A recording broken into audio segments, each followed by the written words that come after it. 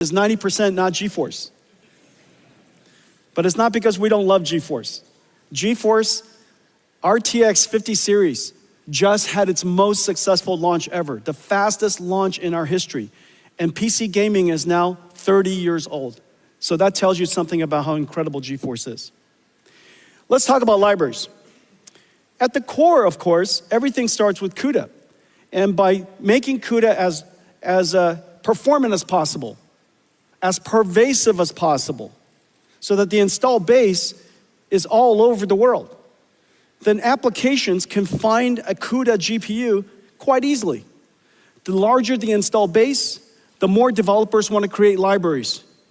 The more libraries, more amazing things are done, better applications, more benefits to users, they buy more computers. The more computers, more CUDA. That feedback path is vitally important. However, accelerated computing is not general purpose computing. General purpose computing, write software, everybody writes it in, Python or C or C++, and you compile it. The methodology for general purpose computing is consistent throughout. Write the application, compile the application, run it on a CPU. However, that fundamentally doesn't work in accelerated computing, because if you could do that, it would be called a CPU. What's the point of not just changing the CPU so you could write the software, compile the software, run it on a CPU? The fact that you would have to do something different is actually quite sensible. And the reason for that is because so many people worked on general purpose computing, trillions of dollars of innovation. How is it possible that all of a sudden a few widgets inside a chip and all of a sudden computers become 50 times faster, 100 times faster? That makes no sense. And so the logic that we applied is that we could accelerate applications if you understood more about it. You can accelerate applications if you were to create an architecture that are better suited to accelerate, to run at the speed of light, 99% of the runtime, and just even though it's only 5% of the code, which is quite surprising. Most applications, small parts of the code consumes most of the runtime. We made that observation, and so we went after one domain after another. I just showed you computer graphics. We also have numerics. This is cuPyNumeric. This is cuPy is the most pervasive numerical library. Arial and Shona. Arial is the world's first GPU accelerated radio signal processing for 5G and 6G. Once we make it software defined, then we can put on top of it AI. So now we could bring AI to 5G and 6G.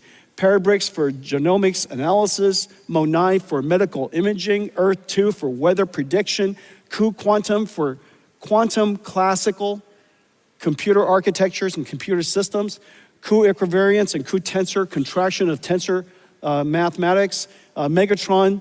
This whole row, this whole column here consists of all of our deep learning and all of our libraries necessary for training as well as inference for deep learning. This revolutionized computing. And it all started with all these libraries. Not just CUDA, but cuDNN. On top of cuDNN, there was Megatron, then TensorRT LLM, and then now lately, this brand new operating system for large AI factories, Dynamo. Grace Blackwell does several things. It has the ability to scale up. Scale up means to turn what is a computer into a giant computer. Scale out is to take a computer and connect many of them together and let the work be done in many different computers.